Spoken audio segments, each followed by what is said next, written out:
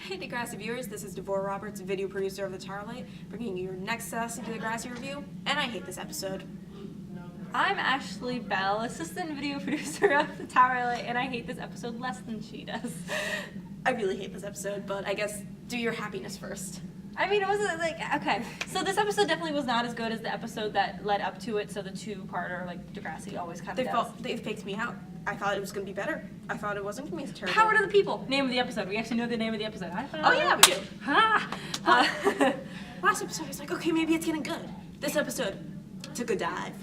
I mean, I didn't hate it that much. Okay, so let's start with the main storyline, which would be Drew, right? Yeah, it's like kind of balanced with him and Allie, I guess. I don't know, Allie's not that Or big. Imogen, I mean. Imogen? Ow. It's okay. Actually, I still think it's more Drew, though, because that's the more dramatic thing going on. So I'm going to say Drew's the main character of this one or whatever. So it's like, with him and... What's her name? Zoe. Zoe. I just said it like 2 seconds ago. How can you forget? Never remember that. It's okay. I don't care about her name. Whatever. So he finally broke up with her. She didn't get the message, so then he had to do it again, but kind of meanly. And his breakup was suckish. His breakup was awful. Drew, that was not a breakup. I don't care that you're in high school. I don't care. You've been through enough relationships with enough people to know what a breakup is. I can't believe he even thought that was a breakup. That was my first problem with this episode. You're 18 and you thought that was a breakup. You were dumb. Especially to this 15-year-old girl who clearly was so upset that you're breaking up with her, like, last episode. You'd think she'd be just as upset this episode. Nah, okay. Oh, I have a lot of work to do, so we're not going to see each other that much. Obviously, this means I'm breaking up with you. No, you dummy. No. That just means I don't have a lot of time. And she freaked out and whatever. So her mother came during his political thingamajiggy. Her mother. No. You suck. You made that worse for both your daughter and him. But you should be more concerned about your daughter that you're airing everything in front of the school. That was dumb. That was stupid. Your mother privileges have been revoked. No. That's the end of that one. Moving on. So then Drew's mom, which I love her, she has gotten so much better as a character and an actress and everything else during the Degrassi time. But she's great. She was basically like, Drew, you're an idiot. The fact that you don't even know what you did wrong makes this completely so much worse.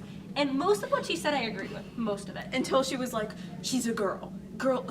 Having sex as a girl is a lot more different. I'm like, wow, good job. You've once again sexualized women and made them less powerful when in their choices. Maybe she didn't actually, she just wanted to have sex with him. Why not? People do that. So I agree that the mother was right with her age. She's really young, especially the age difference between them being 3 years and everything. But that's not okay to do, especially when you're not that into it. You're mostly just using her as a rebound. But I disagree that it means more to the girl or anything that sex does, and it should always be a special thing. I feel like that's not okay to say to your son. At the same time, it's something constantly told to men that sex does always end up in pleasure and women always need it more. So the fact that she's saying that, but also telling him that it should mean something to him too, it's kind of a dichotomy there. I think she's saying something good, but also kind of adding something that I don't agree with. But trying to instill in him that he should be more respectful in general. And that's okay. Yeah, that was fine. It's just, she should have focused on, she's 15, you're 18, you're going to college, this is illegal.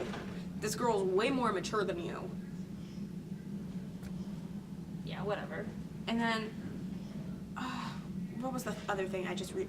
Oh, when he was talking about the apology and the mother just happened to come downstairs. I guess that's a thing, but it was just kind of like, really? Well, when he was talking to Dallas, like, that's not how guys talk. Yeah. Don't tell me that's how guys talk. Guys aren't like, let me get all into my emotional state. No, they're going to be like the least amount of emotion as possible. It's going to be like, yo, Dallas, I screwed up. And then Dallas is going to be like, yo, yeah, you did. But I told you that. And he's going to be like, yo, yeah, I know you did. But I need to do something. It's like, yo, I don't want to talk about this anymore. And they're going to be, well, okay, this is really stereotypical. But that was the best guy impersonation I've ever seen. So let's move on. All right, so that's Drew. Drew, you done fucked up. You whatever. It's cool. It happens.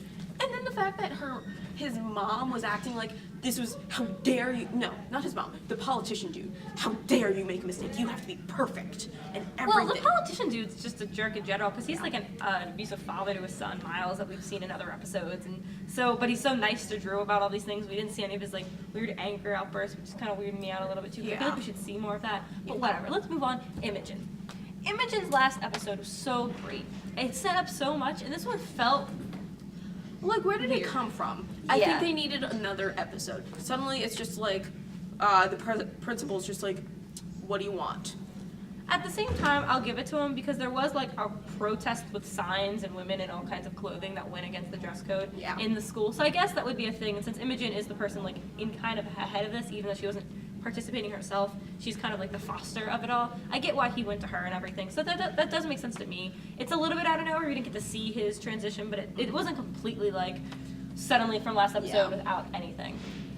My main problem with it was that Imogen just was like, I don't know, what do I want? When it's just so simple. You just want everyone to be able to wear what they want as long as they're mostly covering private parts up, I guess, and whatnot. And I guess they got there eventually. It just took way too long for me. Well, first of all, they're really young, and at the same time, what they're so used to reading and dress codes, and what she made a point too, she's like, well, you know, we could also focus on guy stuff or we could focus on girl stuff. And like, where is the line? Is the line at cleavage or is the line at shoulders? But what's really the difference? Because at one point you're going to be sexualizing everything, and it's really different for every person. And I don't actually think it was that easy. I don't think it was so obvious what the dress code should have been. Because as soon as he asked her in the episode, I was like, what would a dress code be? I couldn't think of anything. So honestly, I don't think it's as easy as you made it out to be. I guess I don't know. I thought it was a lot easier. I thought her little council session with the other girls was really weird, and I thought it was painting girls out to be super desperate and always wanting to show attention for guys, and really, that felt really, really like anti-feminist to me and really catty in a way that girls aren't always, like, first of all, no one talks like that. No one's like, no, I only want to show cleavage so I can get guys. Intimidate girls and get guys. And it's like, no girl says that. No woman says that. That's not what people talk about. I mean, admittedly, some girls will be like, I want to show some more cleavage so he looks at me, and maybe, like, they do that. That's a thing. I've talked to my friends like that before and been like, should I do some more? I'm going out with this guy. Maybe. But not in that way. No, not the way they showed it. And also, they only talked to 2 people of the 40 girls in that room, and then they're like, oh, council meeting over, whatever. And it just showed them as like something really, it showed them as really shallow. And like a mob almost. Yeah, and I'm like, no. I mean, I guess they redeemed themselves later when they didn't dress like that, even though they could have or something. But I think it would have been better if they did dress like that, and then they were like, I did this for me. Yeah, that'd be great. Because respecting yourself doesn't always have to follow under the soul. Like, you could be naked and still respect yourself. Yeah, you don't have to be modestly covering yourself like head to toe. They weren't covering themselves head to toe, but just they were fine. It was normal. People are like, they don't look at that. I guess midriffs are more scandalous. I don't know. I really hate this episode. It was weird. I do like the fact that I do like the dress code they ended up going and accepting. Yeah. And I kind of really like Sarah. What's Sarah's actress? Becky. I'm so bad at names. The blonde chick. I'm actually kind of surprised with her in the whole atmosphere because I feel like she would have been a little bit more prudish about it. And she was comparatively, but she was also still just like really happy with the results and stuff.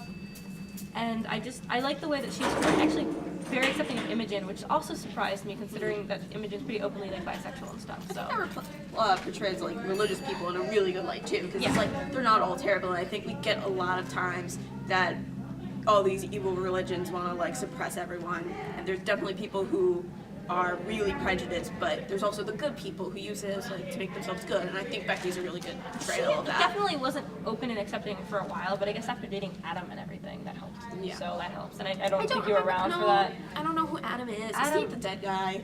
Yeah, he was the trans guy. So female to male trans guy. But he's dead. He's the brother, right? Yeah, he's the Drew's brother. He died over the summer in a car accident by texting. That happens. Okay. Yeah, I have a lot to say about that, but whatever. Okay, moving on to Allie.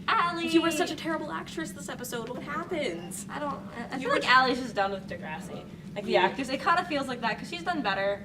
It was just terrible acting. Her storyline's getting kind of flat, like they're just letting her like wean out and stuff. I don't know. It was an awful acting experience. I was watching it and I was like, I don't believe anything you're saying. Jenna was doing so better than usual, so that was good. Yeah, but Allie was just a brick wall for everyone. And Dallas, what you doing? Poor Dallas. Why do you even like her? She was just annoying this episode. Oh, Like, well. 10 I mean, times I guess more if he's a annoying. science geek, which he said he was a science geek, I've never, ever seen Dallas I thought he interested was in just science. hockey. I thought he just liked I hockey. know he liked hockey, and I guess there's like physics in that or something, but I never thought he liked science. This is really cool. I guess. And I hope they explore more of that. My thing is, I really like Dallas. He's cool. Cool dude.